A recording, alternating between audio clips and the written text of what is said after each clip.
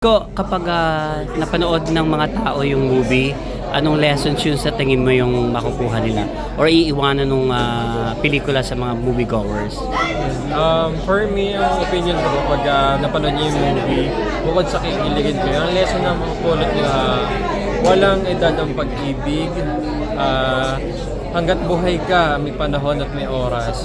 So, laging may pag-asa pagka dating sa buhay, lalo na sa pag-ibig.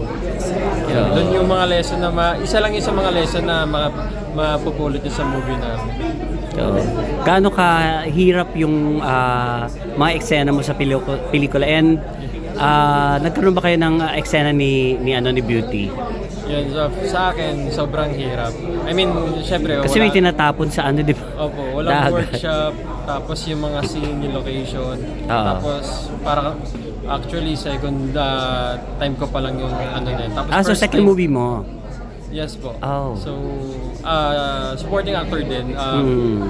So, yung mga scene ako doon na magugulat kayo. Ako din nagulat ako doon.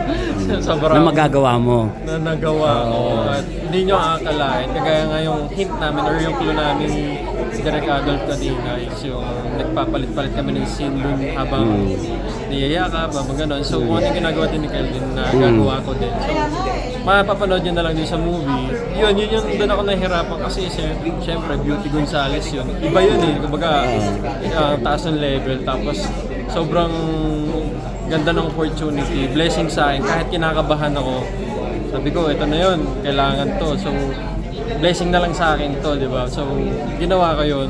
Tinulungan ng Miss Beauty, ginaid ako ni Direk.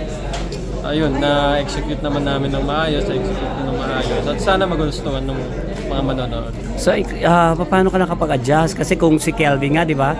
May mga eksena nanginginig pa siya nung first time niya naka-eksena si Beauty. Ikaw ba, anong adjustment yung ginawa mo nung mga eksena nyo? Yung adjustment na nagawa ko, grabe, ibang...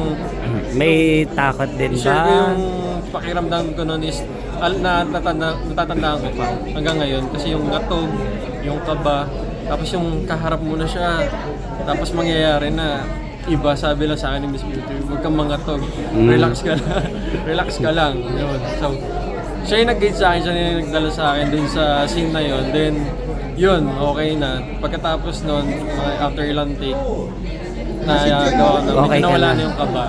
Tapos after nun, parang hindi ko inakalang magagawa ko pala. Nakaka-proud syempre, tsaka nakakatawa. Anong yes, oo. Anong lesson yung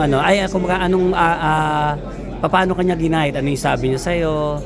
Ayun, sabi niya sa akin, nung pagkakain niya sa akin, huwag kang manginig, relax ka lang, isipin mo, girlfriend, wife, or kung ano man pwedeng reference na gawin para maging natural, yun, ganun niya. So, yun, tinandaan ko sa isip ko that time, tapos tinignan ko lang din siya, kailangan kong i-feel yun, so at first, sa mga ilang takes, may kaba, then after nun, nakuha na rin naman namin. May ba kayo? May intimate scene ba kayo? So meron. So, hindi... mahirap kasing i-spoil eh, pero... so meron. So paano mo pinaghandaan yun? Diba? First time mo ba yun na may intimate scene sa isang pelikula? First time. Actually, yun, Miss Beauty yung first time. Then, meron pang iba doon, pero hindi ko na rin sasabihin yung panoorin na lang. Panoorin na lang po. So yung preparations na lang, anong preparations yung ginawa mo sa intimate scenes nyo and gaano ka grabe ba? Ayun lang, lakas lang ng loob, tsaka isipin mo na yun nga, trabaho lang din naman yun. Tapos, it's all about professionalism at tsaka art ng pagiging actor. So, tsaka swerte na rin, di ba? Beauty Gonzales. Correct. So, yung mga preparation na, kailangan magawa ko to ng maayos kasi nakakahiya pagka hindi mo nagawa ng maayos, di ba? Kasi beauty yun. Prepared, well prepared siya. Tapos, kailangan ganun din. So, may kissing scene ito? Malalaman natin sa movie. So, i-guide ka ba niya o ikaw nag-guide? Actually, si Miss Beauty po talaga. Then, yun, sumusunod na lang din ako para mas madali yung trabaho namin. Di na rin ako maging burden, tsaka experience din sa pelikula. Okay.